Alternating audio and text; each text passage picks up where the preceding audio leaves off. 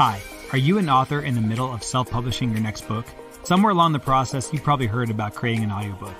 You've been encouraged to make an audiobook. You know friends who've made the investment in creating an audiobook, but you can't bring yourself to get started because getting into the technical weeds just seems too daunting. But what if we could take that all away? What if we could remove 90% of the technical barriers, so all you would have to do is show up to the microphone and record? Or maybe you don't want to record your own audiobook. That's totally fine too. We have an experienced team of professional narrators that would love to audition for your audiobook.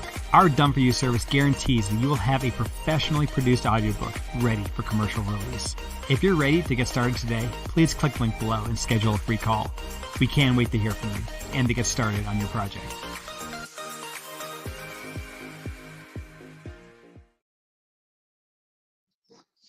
Hello, and welcome to another live episode of Shine with Curiosity and Encouragement.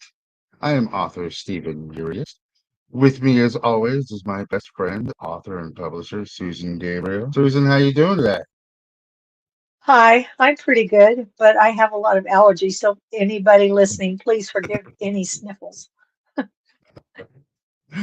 is definitely that time of year where we're starting to Yeah, go towards fall, and the plants are all starting to yeah, what's going on? What's going on? yeah, time to throw that pollen in the air. Exactly. Make way to the winter nap, as poetry so often suggests, right? Ah, yes, winter uh, nap. as always, we are sponsored by Soul Sunshine. Be sure to visit us at soulsunshine.com if you are a writer out there who wants to become published or you need help with any kind of publishing services. Be sure to give us a call, check us out, write us, send us smoke signals. Whatever you can do, just get in contact with Yeah, us. Oh, it's been a long week, but here we are, starting a new week fresh. Sunday. I always love our Sunday afternoons. So thank you for spending your Sunday afternoon with us out there. We have somebody special coming on, a very special guest. Her name is Diana. Um, Diana Concoff Morgan, because there's a lot of Diana Morgans out there. We gotta differentiate on that one. She has written a book called uh, Whole Heart Social Media Success Formula, what to say, where to play, how to win. So without further ado, let's bring Diana onto the stage. Diana, how you doing? I'm doing great today, Stephen. Thank you. Hi. hi. So, Hi, uh, Susan. Good to see you too. thank you for spending your Sunday with us.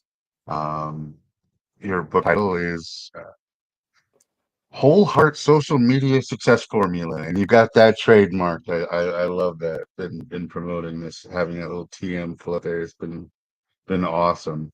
What to say, where to play, and how to win. Tell us about your book. Okay, my book. I'm very excited about my book. It's really the sum total of 17 years of working, teaching people how to use social media and my own experiences with my own businesses. And my book is kind of two parts. One part is my journey from invisible to visible to thriving using social media. And the other part of the book is really strategies, concrete strategies. My specialty is free organic reach. So there's like strategies to really use that are evergreen, which means they're going to be good now, they're good forever. One of the things I say in my book is, are you playing the algorithm game or the relationship game? Because social media is really about building relationships. And the part of my book, my story is really so many people, especially in the 45 plus demographic, and the people who we weren't born with a mouse in our hand. And we are the ones who struggle. And a lot of us struggle with being that visible and being that transparent and the transparent world that we live in. So I share my story of, basically took me 6 weeks to push send on my first blog and, to going from that to where I am now, my Facebook impressions recently was up to 18,000. And I was like, and it's like, it's a lot of visibility. So I'm hoping that people will really feel inspired to take that next step and then really know how to do it correctly so they're not wasting time. So this is more your actual presence on, not like specific like marketing your book or things like that. It's keeping you as brand social media presence wise. It's both. It's about me and it's about how to market. A lot of my clients are coaches, authors, speakers, holistic practitioners. They tend to be people who are selling themselves and they're selling a message.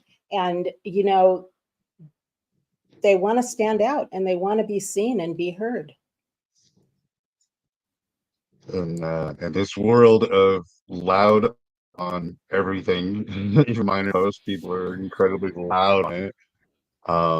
It Right, is exactly. difficult to get out. It is difficult to get that breakthrough on this is important to me, or this is who I am, or this is Mhm. um, it's important to me, and to be able to find You that and know, stay yeah, continue. you know, yeah, I've got quite a few friends on Facebook, like, I don't know, 4,000 or something. And it seems like I will post something and maybe three people see it. I mean, that just frustrates me because I have no idea why it's not just shot out to everybody that's, a friend. So those are the kinds of things I want to learn from your book, and I downloaded it already. Right. And you will, and that's where I Good. talk about, are you playing the algorithm game or the relationship game? Because, so have you ever felt like, somehow everybody got the rule book except me, and everybody Hmm. knows how to do this except me. And everybody's Yep. getting seen and getting everything, and Yep. I'm not getting anything. That's Right. what people feel. And the thing is that there is a way to do it, and it's kind of a code that I cracked. And I actually took a class in free organic reach, to become certified. I'm using air quotes when I say that because it's what I've been doing for the past 17 years. And it's just posting something. It depends on a million different things. It depends where you posted it. It depends how are you participating besides just posting, because that's the key to social media, to Facebook. And I say Facebook because Facebook is really the mothership, but it's all social media. Whatever I'm teaching, it works on all platforms. It's just, different mechanics, different demographics, but it's about really participating. It's about really taking that next step to figuring out who do I want to play with on social media. Like I like to say playing, because it gives you the right mindset. Like, who do I want to play with? Who are the people that are my friends? Again, with the air quotes, because, it's friends on Facebook. Who do I care about? And how do I play with them so that we're strategically supporting and helping each other? That's the how to play, and that's the how to win. I love it. It does really come down to that because you have to, if somebody comments on one of your posts or replies to one of your comments, you have to like that comment, reply to that comment, hope that other people will also like and react to your comments, because the algorithm will then say, okay, this post is important because it's getting a lot of traction, it's getting a lot of reactions. Let's put it in front of more people. Let's see what other people are going to say about this, and that's how you start to get through the algorithm of things. Um, people Exactly. people don't understand what the algorithm is. It doesn't care what you're saying. It doesn't break down and say, "Oh, this is an empathetic post. Let's put it into an empathetic group." Um, it just cares about likes, reactions, comments, reshares, and interaction. That's all it cares about. Well, and yes, and it cares about the words you use. As so I started my internet journey in building websites and SEO and all that geeky stuff. And I do have my inner geek. And the thing is, social media platforms are search engines. So it does matter what words you're using. And it has to be the words that your ideal clients would use to search for you. And it does matter what hashtags you use. And it does matter who you're playing with. So, one of the things that I always tell people, spend about an hour a day And most people, I can see them go out of their body. Like, Diana, are you kidding me? An hour a day? It's like you click on Facebook, you're like, go into overwhelm with all of the feed that has Yes. nothing to do with you. And then you're all Yes. of a sudden in YouTube and you're like, I've fallen and I can't get out, right? Not you, Yeah. but Right. and Yes. right, because you don't have a strategy, you don't have a plan.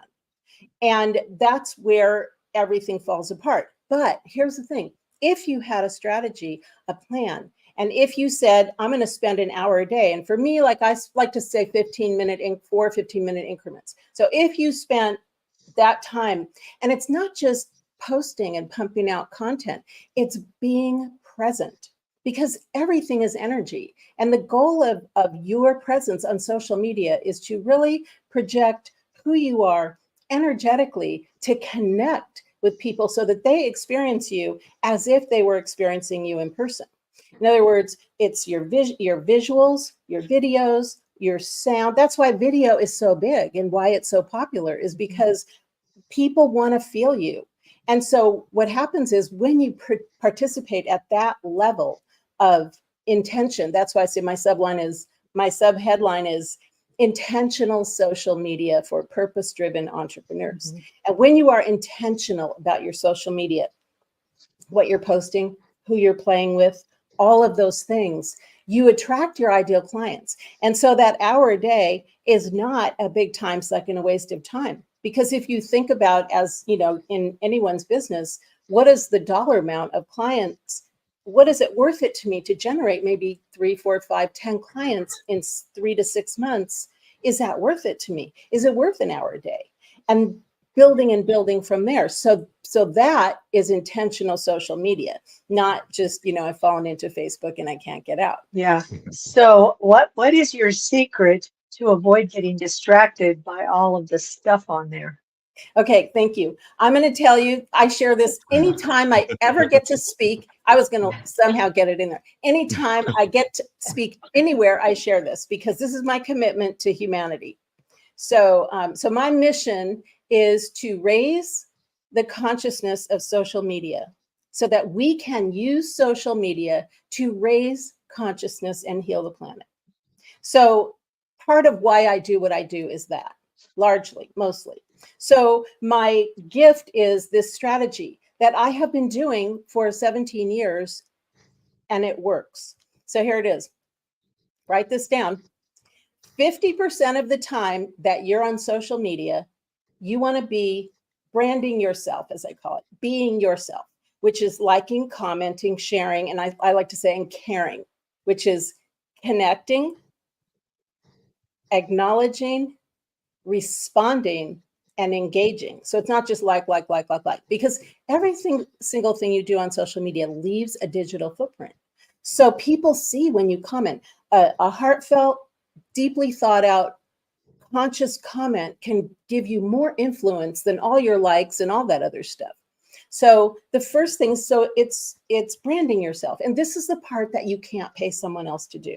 You can pay someone else to do a lot of other things that you do on social media, but you cannot pay someone to do this.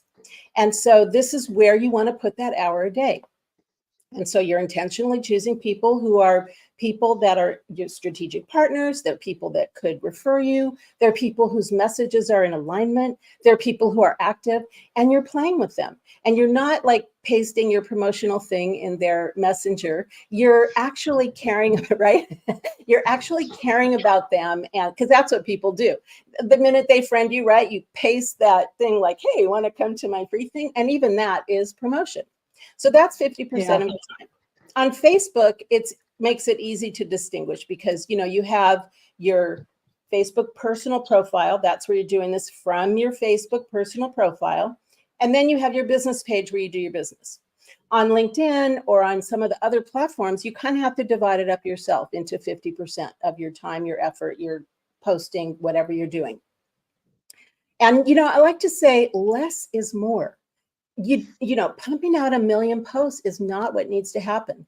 So if you picked 5 people a week to play with, again, they're active, your message is in alignment, there's strategic partners, and those are the people that you start playing with. And you can start wherever you are. For example, if you're on Facebook, pick 5 of your friends. If you're on LinkedIn, pick 5 of your connections. If you're in a networking group, online or in person, pick 5 people that you already know and start really playing with them. Okay, so here's what will happen. A few of them will play and a few of them won't. So the next week you pick 5 more and you keep picking 5 more. I mean, we are all only 6 degrees away from everybody in the world, right? So in each of our tiny little network, we're basically like 50,000 people. So how many people do you really need to play with? I'm going to say this again about my book. So I engaged a lot of people to help me with my book launch. I did my book launch myself. I got almost 6,000 free organic reach engagement, reach on my personal profile. I got almost 3,000 engagement, and my impressions have remained 17 to 18,000 every day. And my launch was last month. And it's just, that's what happens from the 5 people a week. I'm telling you, it happens. So, because here's what happens. People see the notification and they go, oh, Susan shared my post. Oh, Stephen liked my whatever, commented. And what do? If we don't know you, we go check you out. If we do know you, we return the favor. And that's how it happens, right? Because we're human beings and we care about each other. So that's 50% of your time is that playing. 40% of your time is to educate, inspire, and motivate. And this is like, why should I care about what you're doing? Why is it important? Give a lot. Not the how-to, that's what people pay for, but some of the how-to, but mostly the why is it important? Why should I care? I mean, my thing is like, most people are unsuccessful with social media largely because they just don't get it. So I give free trainings all the time on just helping people understand it so that they will at least take that next step to becoming willing to do it, to play. So each of us has a whole sort of, for each of our niches, we have this sort of, the people don't know what they don't know about what we teach. And that's what your 40% is. So we share that. And on Facebook, you can sort of share your passion for your business on your personal profile. Don't share a ton of promotional stuff or you will get shut down or shadow banned or whatever. But you can share your passion for your business. Like, for example, I shared all over the place that I was so excited about getting on this podcast today. It's promotional, but I was excited about it. And so it was like, it's my passion. On my business, I'm going to share my business. Hey, everybody, join us to hear about this, that, or the other. So that's 40%. So 50% of the time you are branding yourself. 40% of the time you're educating, inspiring, and motivating. You can share inspirational quotes. You can share all kinds of different things that are in your lane, I say, in your niche. And that's 90% of the time you're building influence, okay? So then when you 10% promote yourself, it's like the Baskin-Robbins pink spoon, it's like, give them a sample of something free and give them something that would be like how it would be to work with you. So for example, I'm a coach. So I'm going to give people an experience of how it would be to work with me. I'm not going to give them a download that doesn't tell them anything about me except information. I'm going to give them a free live virtual training so they can come and meet me and I can meet them. And everybody expects something for free. So give something for free. And when you do that approach, you are going to be amazed. You don't, it's evergreen. It doesn't matter about the algorithm because you're doing what you're doing because you're coming from an authentic, whole heart place. You're bringing your whole heart essence to your online presence and the algorithm responds to you. So you have control of the algorithm. I love it. Well, that's the first time I've ever heard social media explained in a way that makes sense. Nice. So yeah. How did you get into teaching social media? Okay, so I'll share about my past lives. So I'm a recovered corporate misfit and never fit in. And even though I didn't fit in, and even though I hated it, and even though all of that, I could not, I couldn't leave the paycheck and the benefits and all that. And one day my son came home from school and said he hated school. And that was the turning point for me, because it was like, okay, my kid might turn out screwed up, but I got to feel like I gave it my best shot. So I decided at that time, my avocation or my hobby, or my calling was, I'm a non-denominational minister. So I was officiating weddings and other kinds of ceremonies, and got my master's degree in holistic health education and counseling, so I could do marriage prep and relationship coaching. And so I was doing that as like kind of my side hustle or my side hobby, calling, whatever. And I took one of those, that cosmic kick in the butt seminar that you take. That this was a landmark of the 90s where you go, I'm quitting my job in 6 months. And I got a 30-day voluntary layoff. So I'm like, okay, careful what you pray for. So I took that leap, and super long story short, I turned my hobby calling into a business, and it was called Blessings to You. And I got to do that for 20 years. I got to be a stay-at-home and a working mom. It was very successful. And I got to help start a charter school, and I got to be there for my son. And today at 36 years old, I will tell you, and he will tell you, it made a massive difference in his life. And how I got to be so successful at it was in the last 10 years of that business, I got ahead of the curve and I cracked the code and figured out, that was the beginning of the internet. And I figured out how to get to the top of Google. And I built my business to over 100 weddings a year. I had 6 other ministers working for me. And I was, had this thriving wedding ministry and different kinds of ceremonies too. And, about 5 years before I stopped doing it, I realized like I was done. And my calling was complete. It's a very intense life. It's like your life is possessed like every weekend. And that's why I had the other ministers, but it still was a lot. So during my off season, I started helping the other officiants the other wedding professionals with their internet marketing. And it was like, this is fun. And this is really easy. And I got someone to the top of Google and wedding photographer. And it was like, So I had my skills as a coach and consultant, a coach from the coaching I was doing. And I had my inner geek, all the marketing stuff. And I decided to take all my gifts and skills and talents and shift to teaching other people how to do this internet marketing thing. Nice. So I started with as I said, SEO, websites, and all that. And now I want to talk about my Facebook story. All right, give us your story. Well, it's like, because it on the one hand, it's so not who I am. I'm this very spiritual person, and I'm very conscious, and I really only got on Facebook in the beginning to stalk my kids, to be honest. And that's right, we have to do that as responsible parents. We have to see what our kids are doing. So I hated it, and I didn't get it, and it was like, I really saw the negative aspect of it. And this was a few years after I started my business, and it was like, so I realized if I'm going to do internet marketing, I have to at least learn it and decide if I'm going to keep doing this. So I started to learn it, and it was like, oh, this is, and anyway, super long story short, probably too late for that. No. I got to this place of like, okay, yes, it can be the most annoying thing that ever walked the face of the earth.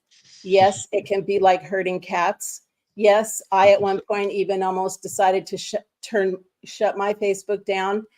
But then, the visionary, the thought leader in me realized that it's a powerful force for change in the world too. Like Ralph Waldo Emerson said, every sweet hath its hour. And so I started to really embrace it. And I went through 3 rounds of Really God Facebook, because I kept trying to like shift, like I'm going to say internet marketing, and I'm going to do, I kept trying to get away from it until I finally just surrendered and said like, yeah, it's Facebook, it's social media. This is my thing. And that's when I started to realize that, as healers and people who love this world, there are many of us who could be doing a lot more to heal the planet if we could reach more people. and that we could do more to bridge the intergenerational gap that's been created by the internet. And so those are all my bigger reasons why, and cyberbullying and all of that, and educating parents about understanding that they have to be involved. They can't just not let their kids do it. It's like there's a lot of pieces to this. So that's sort of like the socially conscious person in me. And that's how I got to this. And I'm here now, and I've accepted it. Nice. So here's a question that I know we're going to ask you later, but I want to ask it now in context of what you described about how you learned how to help manage your children's exposure, if you want to say, to Facebook and Mhm. all of the things that the bad parts of it, the addictive parts of it, they're not good for them, that make them feel bad about themselves. Have you written a book about that? I have not. I Are can you tell you my planning own. to? I don't know that I'm planning to write a book about it. I feel like I have thought about it, and I definitely will speak more about it. And I'm thinking about incorporating it into my blog. I have another book that I'm writing, which is my next book. So it may be after that, but I can tell you that the thing that I want to say now about that is, that we as parents, we have to be involved in our children's lives. And that was always my thing, is if you want to watch that movie, or if you want to listen to rap music, or if you want to play that video game, then I'm going to be there, and we're going to debrief and look at the words to that song, or talk about that movie afterwards. And that's what we did. And it annoyed the heck out of my son, but it made him a conscious person. Because if you're going to listen to this, and if you're going to watch that movie, I want you to see what you're watching. I want you to understand it, and I want you to be processing it in your brain. Your truth, my truth, and the truth. That is a truth, but it's not the truth. And I think, for example, so when my son was growing up, it was like AOL and MySpace. Facebook came when he was almost a little bit later. Now I kind of tease him because, the millennials, they're like not even on it. And now they have kids. And so I teach them about, like, it's okay. I know that you're in witness protection. I won't, share. But I do agree not to share pictures of the kids. I do, because I have a very big presence. And anybody, I'm just going to say this right now, anybody who thinks they can, that there's any security or privacy on Facebook or in social media, you do not have to worry about it. There is none. And so don't think you're like private group or, private post, no such thing. So I don't post pictures of the kids, but when he was younger, it was like, give me your password.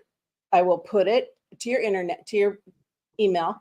I will put it in a sealed envelope, and I won't ever look at it unless I have to. But you are not having anything on the internet without me knowing your password. And he did. And I never looked at it. But that's what we have to trust our kids, and we have to be involved.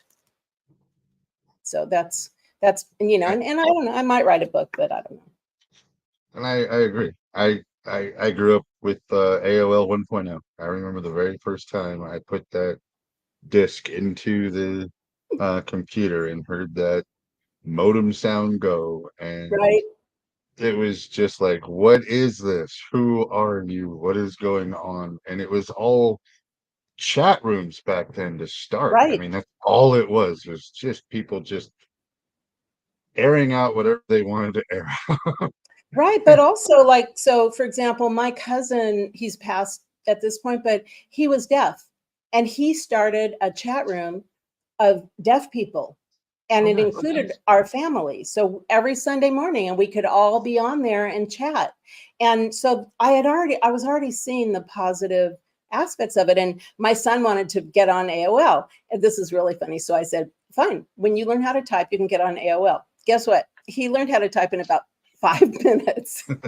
Literally 5 minutes. I'm not kidding. Nice. I grew up with computers, so I knew how to type, and I had an understanding of computers. So I will admit, I know this is a family show, but I did not go so good things on AOL 1.0. I was definitely that troll. I did not grow up with computers. They had not yet been invented. So I've had to learn about computers and then stay up to date all the time as Right. I've gotten older and older, keep learning more and more and more just to be able to stay up to date with everything. Right. I mean, and me too. I didn't grow up with a mouse in my hand. I used to joke, like I would get my little 5-year-old nieces and them. I'd be like, "Here's my cell phone. Tell me three new things I didn't know about it." Or one time I was staying Yeah. at my cousin's house and I couldn't figure out how to use her printer, and I got my little 6-year-old cousin to come in and, "Hey, can you show me how to use a printer?" And she did. Yeah. What's really fun is to hand them something like a rotary phone and ask them, okay, how do you dial a number with Right. this? I have no idea. Or I've even what watched is some it? videos. Yeah. So true. So I wanted to bring this up, and I see the future unfolding before our eyes. I mean, technology just constantly grows and constantly changes, and we're starting to learn more and more about it. But what are your thoughts on AI? Okay. I love AI. And I teach classes. I teach people how to use it. I use it. But here's the most important thing we have to all understand.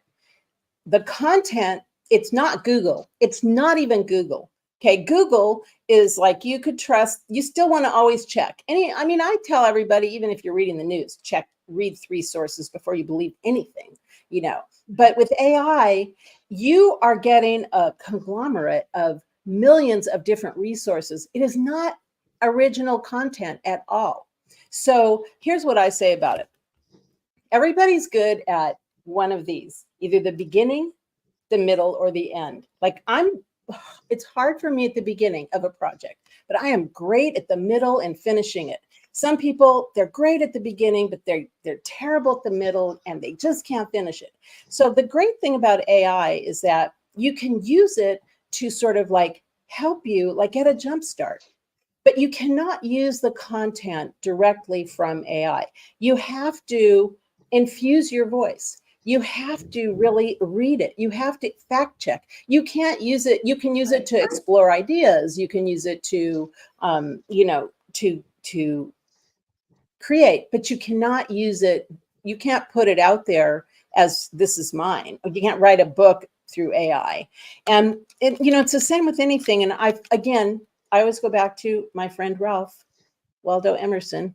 Every sweet hath its sour.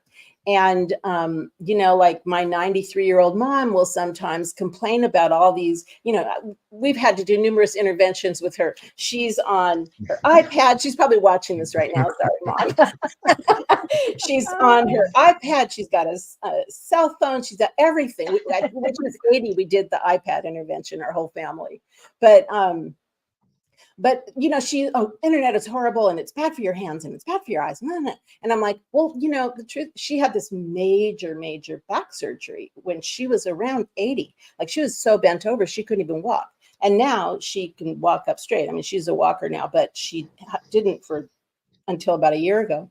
So I'm like, you probably wouldn't even be alive or walking if it wasn't for all this, technology. So it's like, we have to really let both things be true, and never abandon the human aspect. That's why when I talk about social media, you can't use AI. Like, okay, so tell me you don't know when it's an AI response or when it's somebody who's their VA is answering, their virtual assistant is responding, when it's their virtual, yeah, we all know if we're willing to let ourselves know that we perceive that, so we can't ever let go of the human element, but we can use it as a tool. It's never going to replace humans. It just never will. It can't. Agreed. Um, I'm with you in that it's great for categorizing your ideas. It's great for um, giving you new knowledge on things, but you can't just take it, copy and paste. No. You've got to look into it. You've got to uh, build up your voice, like you said, into it. However, what you just said about when it's an assistant doing AI, I got a phone call the other day, and this lady's voice was so smooth and her script was so polished, I thought she was AI. And I was Wow. like, wow, AI has gotten scary. And she's like, what do you mean? And I'm like, oh, you're real. Okay, cool. Wow. Yeah, there's that too. Yeah, I think, one of the things I feel about social media is social media. I don't know if you've noticed the evolution, how much you're on Facebook or especially Facebook. LinkedIn is a little bit different, but not that much different for the strategy that I teach. I post almost everything on LinkedIn that I post on Facebook. But on Facebook, and Instagram, we are being called to go deeper. We are being called to become more authentic and more real. And how that's happening is you notice when you're scrolling on your phone and you're looking, you notice what you pass by and you notice what you lean into. And that's what I teach people is how are you going to get people to lean in, to want more, to be curious? Because we've become so almost like numb to so much of, I call it the blah, blah, so much of the blah, blah. Honestly, I don't even see the ads. I scroll, people are like, there's so many ads. I'm like, really? I literally have become immune. I don't even see them. I think my brain goes sponsored and, I just keep going, and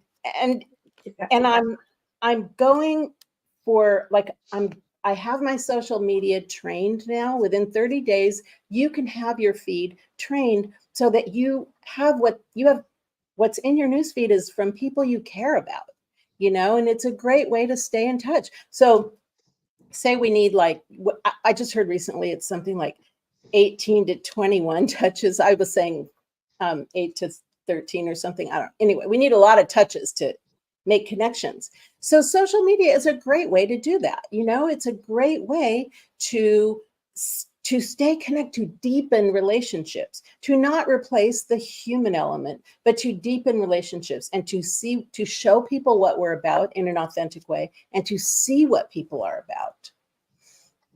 Agreed. And I've noticed that I've been more interactive with Star Wars posts.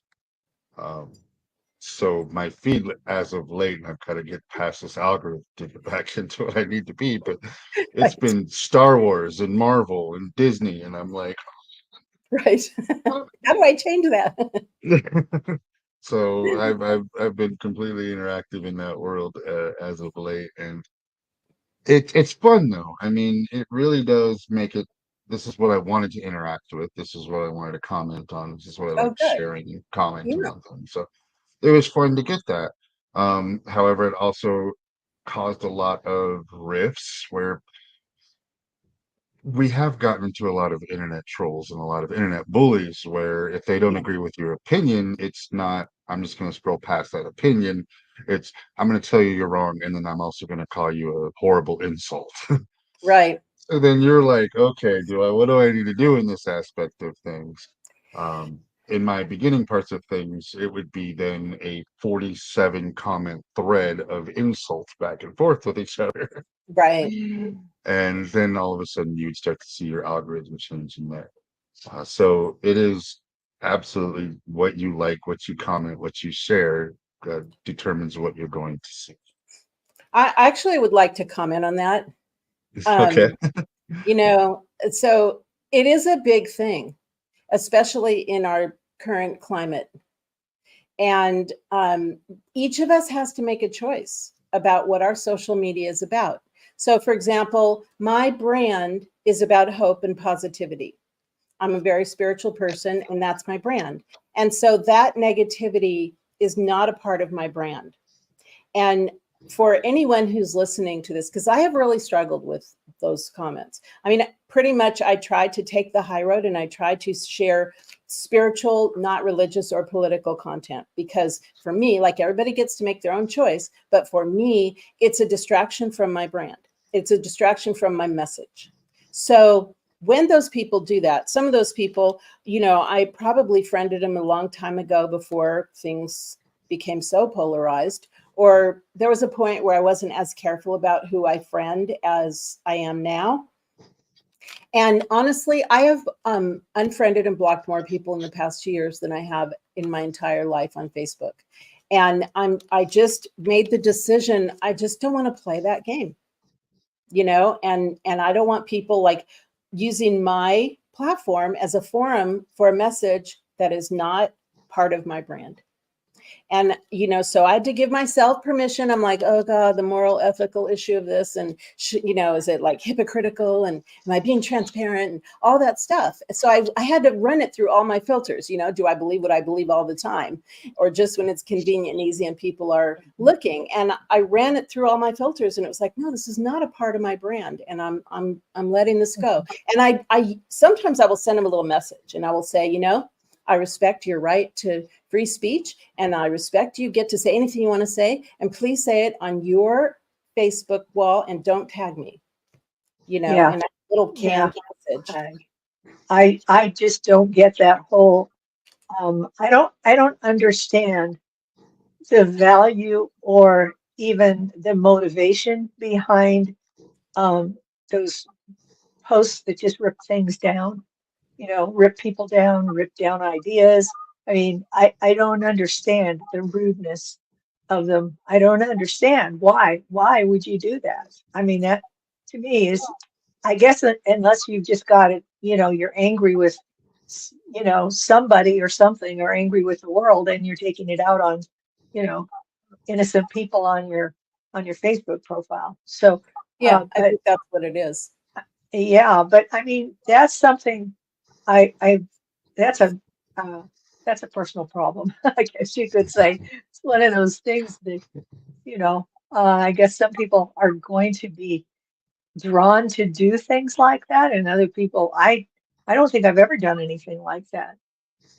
I wouldn't Um, ever do that. I mean, I'm so careful about posting on anybody else's wall, or I never tag anybody unless I have permission. And, I think that's all just a violation of boundaries, and I think people are very angry right now. And I think there's an yes, aspect of anonymity that comes, they think there's an aspect of anonymity that comes with social media yeah, that somehow, like I always say, don't do anything on social media or anywhere on the internet that you would not do in person in a networking event or wherever. So do you think those people would go do that to someone's face at a networking event? I don't think so. Or not, a business yeah, group. not likely. No. So it's the And if same if etiquette. I ever, yeah, if I get an urge to go make some political comment, something negative about somebody, I go tell my husband.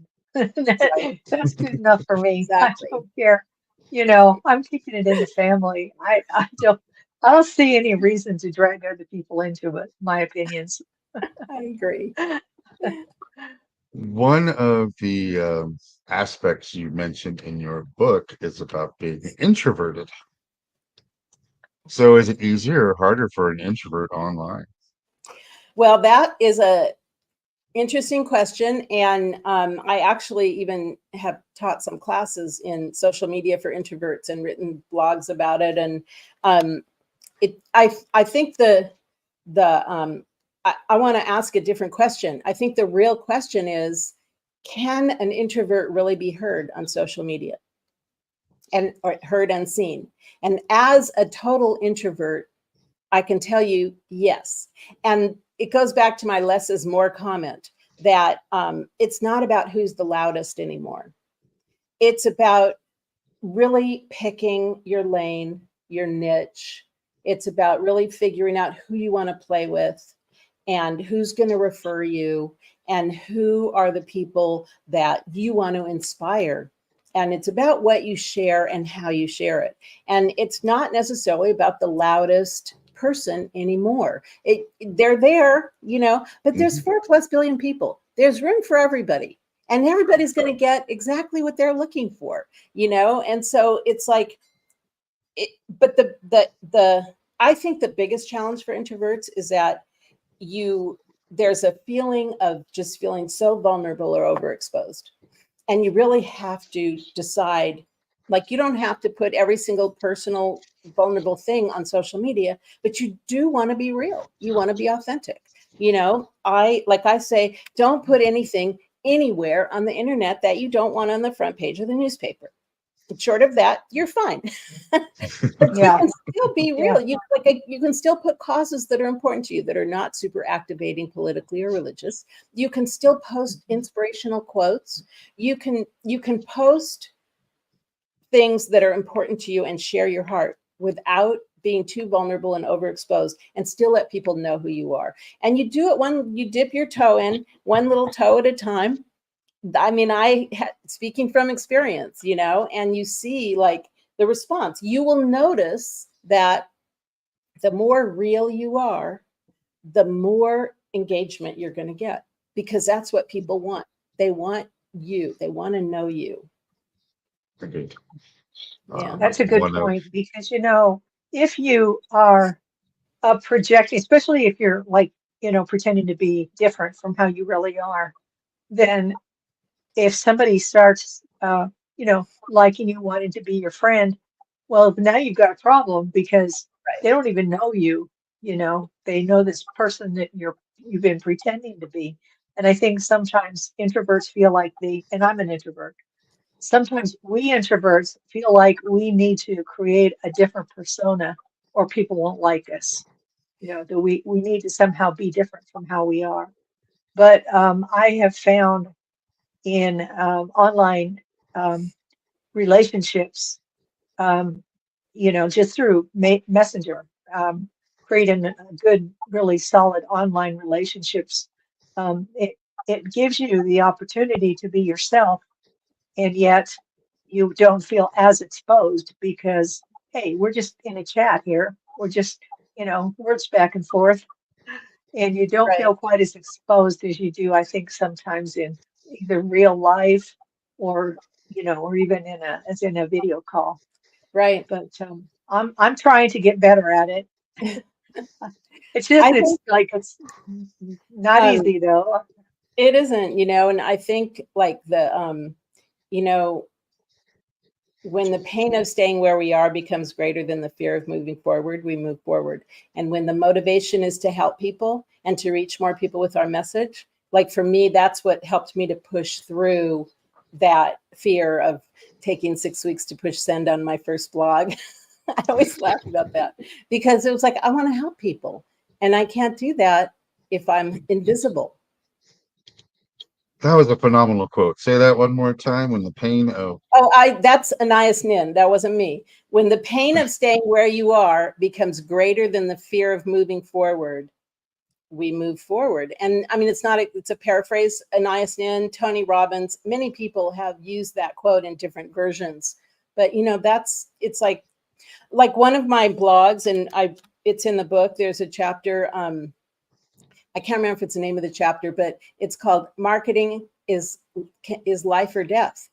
Because for us who are healers and who are committed to healing the world, if we don't get our message out, we are dying inside. And maybe somebody else is going to die because they didn't get our message. I mean, it's that deep for me, and when it becomes that deep, it helps me to get over my own self-consciousness and my own fears of being visible. very nice, very nice. So, from where we are now and where you've been, what's the best advice you can give for all our social media people out there? I would say the best advice I can give is to first get your social media profile set up the way you want them to be. Get a current picture, do your cover photo, get your descriptions current, get everything current, and then start playing with your 5 people a week. And here's the thing. So it's like when I say, I might say, be on social media every day. Like you don't have to post all your own stuff. Like what I say is share one of your own and one of someone else's every day. And if you don't feel inspired, just share other people's stuff. That's going to get you so much visibility. But again, picking the right people. But yeah, so that's the first step. Just start playing. Play with your friends that you already know and start to really get a sense of how that feels, to start to become more visible, to start to see that people really do care about you, and to see how you can inspire people and change the world. Very nice. Very nice. That's we call that shine, which is why we Yes, call shine with exactly. curiosity and encouragement. Yes. Where do you see yourself in the next year? I see myself, I'm creating a lot of online programs I'm very excited about. I do teach live programs and live coaching programs, but I'm creating a lot of digital programs because a lot of people, they just want to learn the content on their own time, self-paced.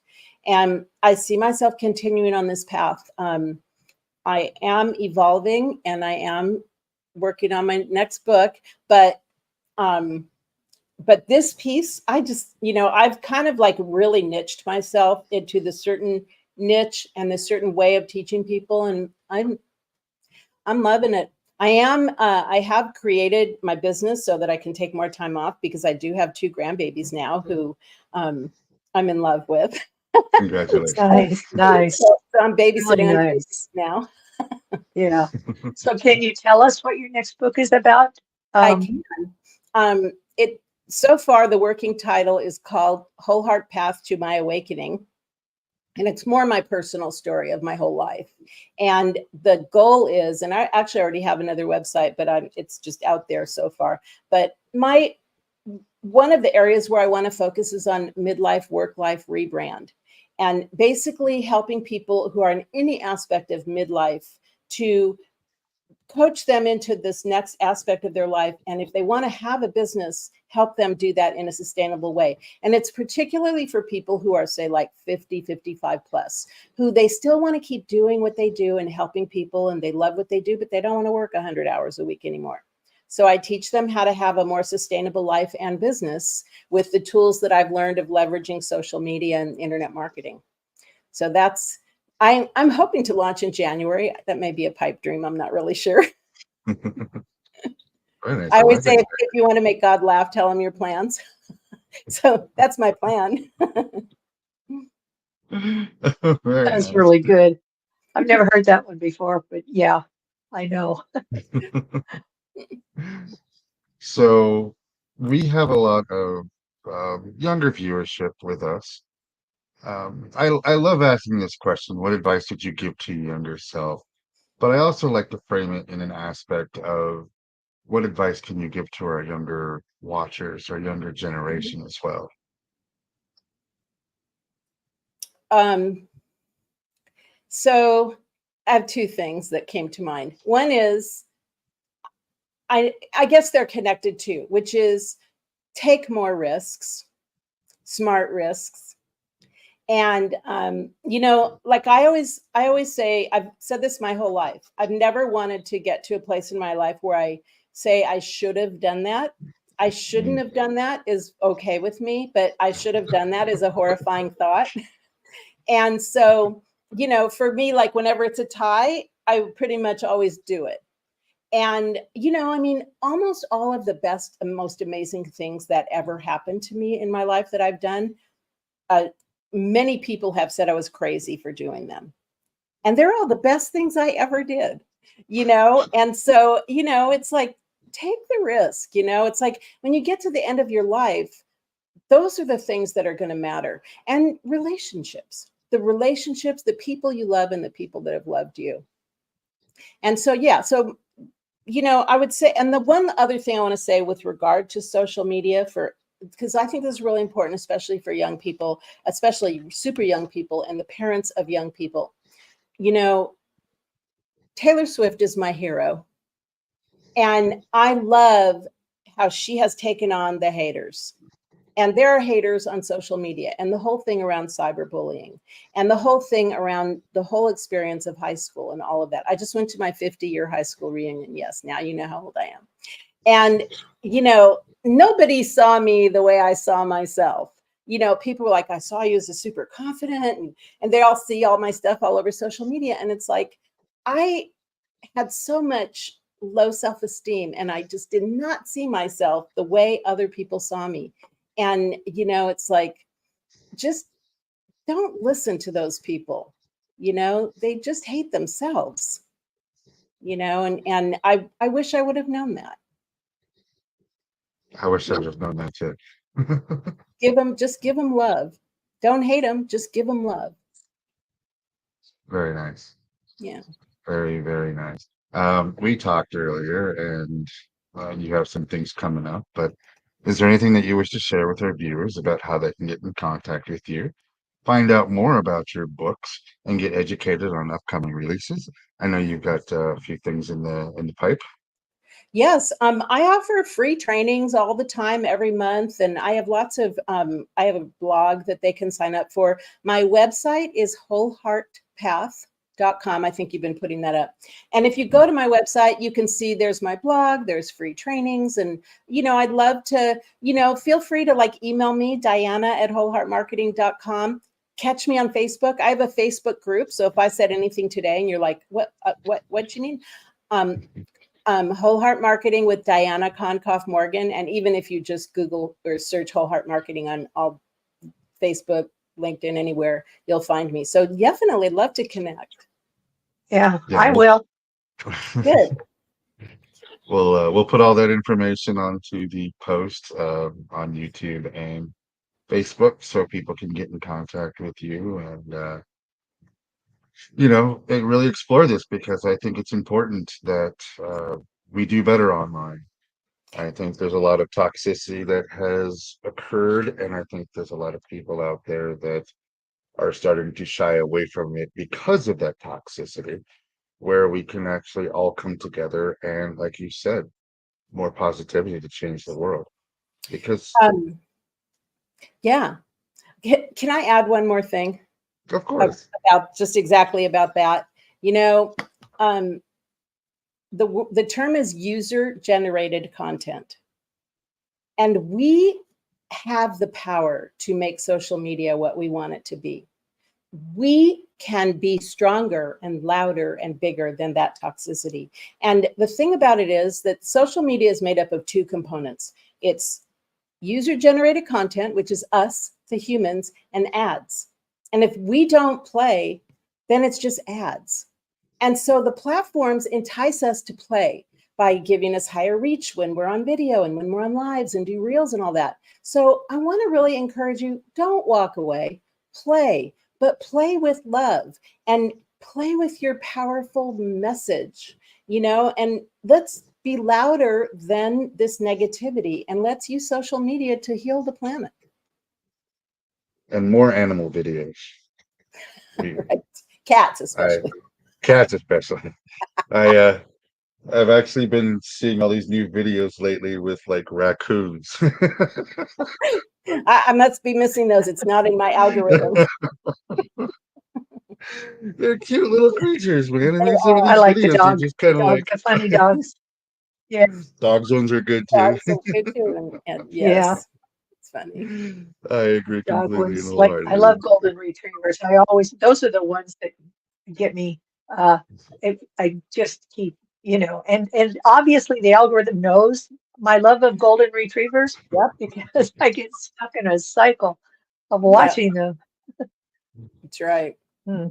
I've learned Well, so much Diana, from you today, though, even just, things I didn't know, things I hope to find out more about. I've got your book now, so I plan to read Awesome. it. And I plan to look you up online, join your group, and get more involved with the things that you teach because I know I can benefit from everything that you've talked about today. That's awesome. Thank you so much. Thank you for having me today. I totally enjoyed this. yes, Diane, thank you for sharing your Sunday afternoon with us. Thank you for coming on. It's been an absolute honor and pleasure having you on here today. And um, we're gonna check you out. We're gonna share this out there, and Good. like Susan said, she's gonna talk to you and friend you and join the groups, and let's get this message out there. All right. I am behind you 100% on this. Great. I'll stick around afterwards, and we'll finish up our conversation. Okay. Thank you. You're welcome. Well, that was awesome. That I was really good. I Wow. agree. So much I great advice. Yeah, I'm looking forward to Great. reading her book and finding out more and everything like that. So I'm glad that Yeah, me too. she came on today. It was awesome. Yes, yes. I think I feel like I feel more hopeful than I have in a long time as far as cracking the code of social media. Because I knew there was a secret out there somewhere that I didn't know. Now I'm going to know it. There you go. Well, I want to thank everybody for watching Shine with Curiosity and Encouragement podcast. We are live every Sunday at 4 p.m. Mountain, 5 p.m. Central. And we just enjoy these conversations. We enjoy meeting new people. Thank you for, like I said, thank you for sharing your Sunday with us. And we will see you guys all next week. Have a good week, everybody. Bye-bye. Ever dreamed of seeing your name on the cover of a book? As a book publisher, we understand the challenges of self-publishing. If you're lost in the process, wondering about illustrators, book coaches, or formatting issues, worry not. At Soul Sunshine, we're here to guide you. Let's turn your dream into reality. Contact us to get started.